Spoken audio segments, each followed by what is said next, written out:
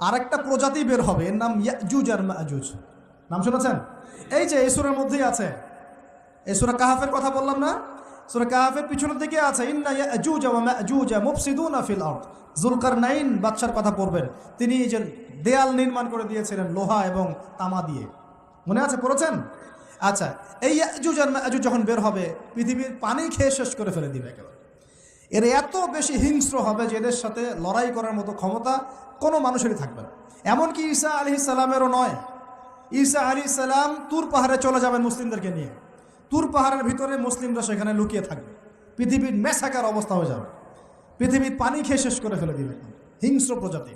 তখন ঈসা আলাইহিস সালাম আল্লাহর কাছে দোয়া করবেন, আল্লাহ এই বিভৎস জাতিকে ধ্বংস করো। আল্লাহ রাব্বুল আলামিন তখন ওই ইয়াজুজ আর মাজুজের এই কাঁধে, ঠিক কাঁধের মাঝখানে একটা ভাইরাস জন্ম দিবেন। কি জন্ম দিবেন? ওই যে বলি না মহামারীর ভাইরাস, অমুক ভাইরাস তমুক ভাইরাস, এই ভাইরাস আরও সামনে আছে বাকি এখন।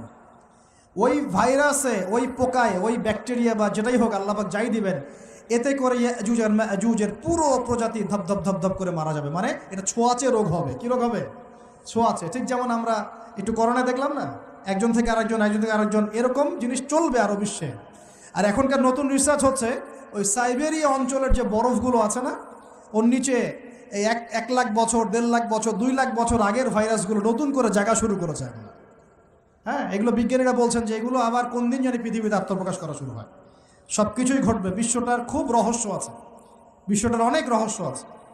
আল্লাহ পাক এগুলো খেলার ছলে সৃষ্টি করেন নাই, পরীক্ষা। লিয়াবলুয়াকুম আইয়ুকুম আহসানু আমালা, আল্লাহ পাক বলেছেন। এরপরে ইয়াজুজ আর মাজুজের সব প্রজাতি মারা যাবে। নবীজি বলছেন জমিনে কোনো জায়গায় ফাঁকা থাকবে না, সমস্ত জায়গাতেই ওদের দেহ পড়ে থাকবে। আল্লাহু আকবার।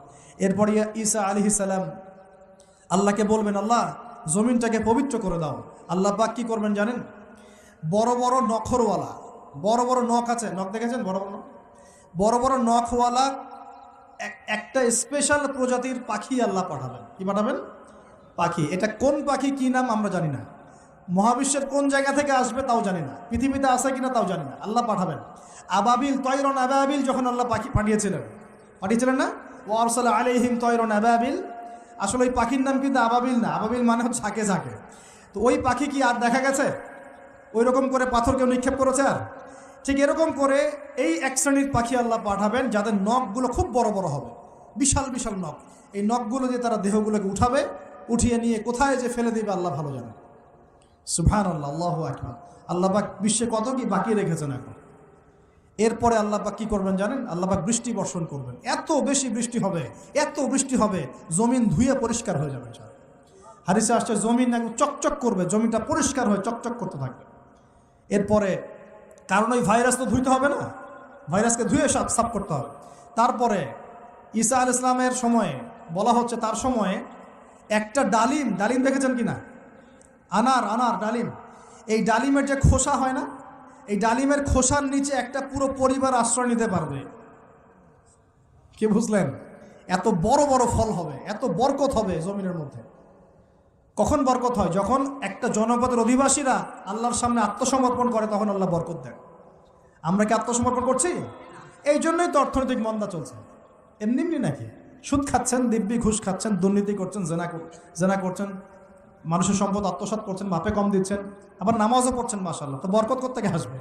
তো বরকত কখন আসে? যখন একটা কম আল্লাহর সামনে সম্পূর্ণ আত্মসমর্পণ করে। একটা ডালিম হবে, এটা রূপকথা নয়, এগুলা গাল গল্প বলছি না। এই প্রতিটা কথা আল্লাহ পাকের ওহী থেকে আসছে, এর একটা কথা মিথ্যা হবে না ইনশাআল্লাহ তাআলা। বিশ্ববাসীরা দেখবে একটা ডালিমের নিচে একটা পরিবার আশ্রয় নিতে পারবে। এত স্পেসিফিকলি বলা হয়েছে হাদিসগুলোতে। নবী সাল্লাল্লাহু আলাইহি ওয়াসাল্লাম বলেছেন যে 10 জন ঘোড়সাওয়ার, কয়জন ঘোড়সাওয়ার? 10 জন ঘোড়সাওয়ার বের হবে ইমাম মাহদীর সময়, যারা খোঁজ নিতে যাবে যে দেখি দাজ্জাল বের হয়েছে কিনা। ঘোড়ায় করে খোঁজ নিতে যাবে, দেখি দাজ্জাল বের হয়েছে কিনা। ওই 10, নবীজি বলছেন আমি ওই 10 জনের নামও জানি, ওদের বাবার নামও জানি। সুবহান। এত স্পেসিফিক জ্ঞান দেওয়া হয়েছে আল্লাহর পক্ষ থেকে নবী সাল্লাল্লাহু আলাইহি ওয়াসাল্লামকে। তার হাদিস থেকে বলছি, ডালিমের নিচে পরিবার আশ্রয় নিতে পারবে।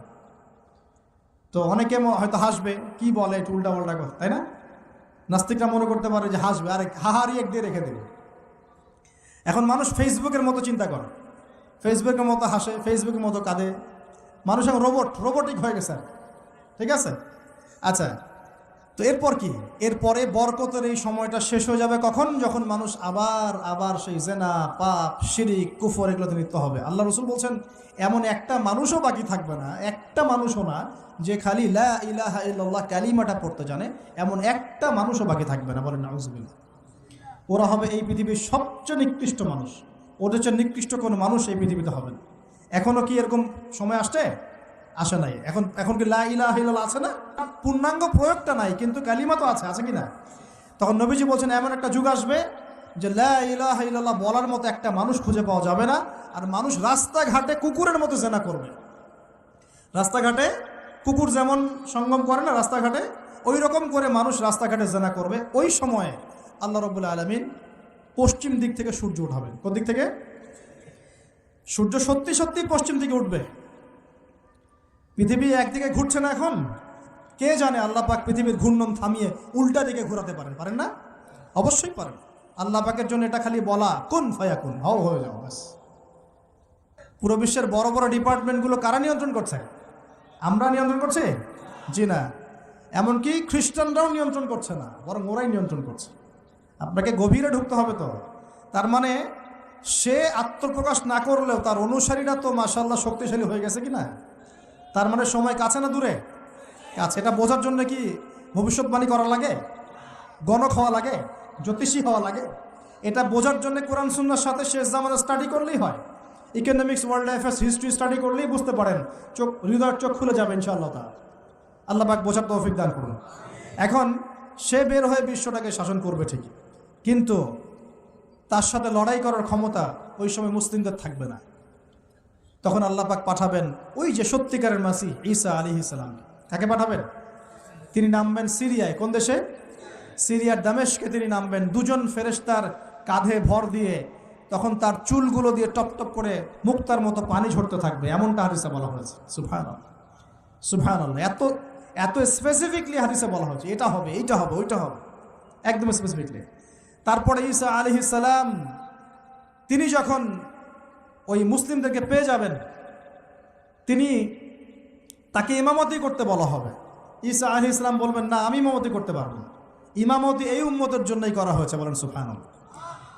আমাদের ইমাম ইমামতি করবেন, তিনি পিছনে মুক্তাদি হবেন। একজন নবী মুক্তাদি হবেন আর ইমাম ইমামতি করবে, চিন্তা করতে পারেন?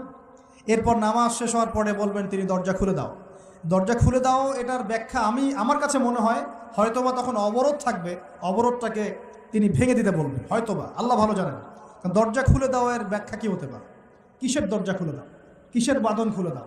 নিশ্চয় একটা বাঁধনে মুসলিমদেরকে বেঁধে ফেলা হবে। তিনি ওটার বিরুদ্ধে মুসলিমদেরকে ঝাঁপিয়ে পড়তে বলবেন। তখন দাজ্জালের সাথে তার দেখা হবে। কোন দাজ্জাল? সত্যিকারের দাজ্জালের সাথে ঈসা আলাইহিস সালামের দেখা হবে। এবং ঈসা আলাইহিস সালামকে দেখা মাত্রই দাজ্জাল গলতে শুরু করবে। কি করবে? গলতে শুরু। লবণ যেমন গলে যায় না তাপ দিলে, এমন করে গলতে শুরু করবে। এবং ঈসা আলাইহিস সালামের নিঃশ্বাসে আল্লাহ পাক একটা অন্যরকম ক্ষমতা দিবেন। ঈসা আলাইহিস সালামের নিঃশ্বাস যতদূর পর্যন্ত যাবে দাজ্জাল পালাতে থাকবে। তার নিঃশ্বাস গিয়ে দাজ্জালের গায়ে লাগা পরে দাজ্জাল ওইখানেই মারা যাবে। আল্লাহ পাক এই শুধু তাকে নয়, তার সমস্ত অনুসারীদেরকে আল্লাহ পাক সেখানে মেরে ফেলবেন ইনশাআল্লাহ। মুসলিমদের হাতে। কার হাতে? মুসলিমদের হাতে। এটার জায়গাটা মেনশন করা আছে, বাবেলুদ নামক জায়গা। কোন জায়গা? বাবেলুদ। যান গুগল সার্চ করে দেখেন বাবেলুদ কোন জায়গায় আছে। আমি বলে দিব না, দেখেন কোন জায়গায় আছে, কারা ওটা নিয়ন্ত্রণ করছে দেখেন। ওইখানে দাজ্জাল মারা যাবে। মানে সত্যিকারের মাসিহের হাতে মিথ্যা মাসিহ মারা যাবে ইনশাআল্লাহ, ঠিক আছে? এবং তার অনুসারীদের পতন হবে। এরপরে ঈসা আলাইহিস সালাম এই ক্ষমতাটা দখল করবেন এবং সারা বিশ্বে তিনি শান্তি শৃঙ্খলা কায়েম করবেন। একজন ন্যায়পরায়ণ শাসক হবেন ইনশাআল্লাহ তাআলা। এবং তিনি নতুন কোনো শরীয়ত নিয়ে আসবেন না, উম্মতে মুহাম্মাদের শরীয়ত কায়েম থাকবে ইনশাআল্লাহ। এরপরে 40 বছর তিনি রাজত্ব করবেন। কত বছর? 40 বছর। এবং তার বিবাহ শাদীও হবে এবং তার ইন্তেকালও হবে। তাকে দাফন করা হবে নবী মুহাম্মদ সাল্লাল্লাহু আলাইহি ওয়াসাল্লামের ঠিক পাশেই। আল্লাহু আকবার। ঠিক তার পাশেই দাফন করা হবে। এরপরে মানুষ আবারও খারাপ হওয়া শুরু করবে। কেমন খারাপ হবে? ও আচ্ছা, মাঝখানে একটা কথা বলতে ভুলে গেছে। ব্যাস, আমি কয়েকদিন আগে রিপোর্ট দেখেছি, পৃথিবীর নিচে কিন্তু আগুনের স্তর আছে। আচ্ছা, জানেন তো পৃথিবীর নিচে আগ্নেয়গিরিগুলো আছে। পৃথিবীর ভিতরেও একটা ঘূর্ণন হয়। সেই ঘূর্ণনের দিক পরিবর্তন হচ্ছে দিন দিন, এমনটা রিপোর্ট এসেছে। দেখেন, আপনি ইন্টারনেট ঘাটাঘাটি করেন। আর অনেকে রিপোর্ট করছে যে পৃথিবী আগে যে গতিতে ঘুরতো এখন পৃথিবীর ঘূর্ণন গতি একটু বেড়ে গেছে। দেখেন রিপোর্ট দেখেন, ঘূর্ণন গতি বেড়ে যাওয়ার মানে হচ্ছে টাইম দ্রুত পাস করবে। আর শেষ জামানার হাদিস এটাও আছে, সময় দ্রুত পাস করবে, আছে না? এটা হাদিস আসছে। তো প্রিয় ভাইরা, এই সময় মানুষ খারাপ হওয়া শুরু করার পরে এমন খারাপ হবে, আল্লাহর নাম নেওয়ার মতো কোনো মানুষ থাকবে না, আল্লাহ আল্লাহ বলার মতো কোনো মানুষ থাকবে না। তখন পশ্চিম দিক থেকে সূর্য উঠবে। কিভাবে কিয়ামত হবে? নবীজি বলছেন, একজন ব্যক্তি পানি খাওয়ার জন্যে পাত্রটাকে মুখের সামনে নিবে, পানি গিলতে পারবে না, কিয়ামত হয়ে যাবে। নাউযুবিল্লাহ। ইযা ওয়াকাআতিল ওয়াকিআ লাইসা লিওয়াকাআতিহা কাযিবা আল কারিআতু মাল কারিআ ওয়া মা আদরাকা মাল কারিআ, আছে না? আম্মা ইয়াতাসাআলুন আনিন নাবাইল আযীম। কত সূরা আছে কিয়ামত সংক্রান্ত, পড়ে দেখেন। ইযা যুলজিলাতিল আরদু জিলজালাহা ওয়া আখরাজাতিল আরদু আথকালাহা ইযা শামসু কুওয়িরাত ওয়া ইযা নুজুমু কাদারাত। এই সূরাগুলো পড়ে দেখেন। আম্মা পাড়ার শেষ পাড়াটা, যেটা 30তম পাড়া, এর সূরাগুলো পড়ে দেখেন। কিয়ামত চোখে দেখতে পারবেন ইনশাআল্লাহ। সিংহায় ফুঁক দেওয়া হবে। আল্লাহ পাকের ফেরেশতার এত ক্ষমতা আল্লাহ দিয়েছেন, একটা ফুয়ে পুরো মহাবিশ্ব ধ্বংস হয়ে যাবে ইনশাআল্লাহ। চারটাখানি কথা নাকি? দ্বিতীয় ফুৎকারে আবার সবাইকে জীবিত করা হবে। এবং এই যে দুনিয়ার জীবনটা আমরা কাটাচ্ছি, এই 30, 40, 50, 60, 100 বছরের জীবন, এই জীবনের এক একটা হিসেব আল্লাহর সামনে দাঁড়িয়ে সেদিন দেওয়া লাগবে। অতএব এই দুনিয়ার জীবনটাতে প্রস্তুতি গ্রহণ করি, 5 ওয়াক্ত নামাজ পড়ি, যাকাত দেই, কালিমা বোঝার চেষ্টা করি, আল্লাহ তাওহীদ শিখি, জানি, বুঝি, নবীর সুন্নত অনুযায়ী আমল করি, হালাল খাই, পরিবার গড়ি, মানুষকে সৎ কাজের দাওয়াত দেই, অসৎ কাজে নিষেধ করি, ইসলামকে আল্লাহর জমিনে প্রতিষ্ঠা করার চেষ্টা করি। আল্লাহ পাক যা দিয়েছেন, জানমাল, সময়, শ্রম, আল্লাহ পাক যা দিয়েছেন, ক্ষমতা, প্রতিপত্তি, সম্পদ, এগুলোকে আল্লাহর দ্বীনের জন্য ব্যয় করি।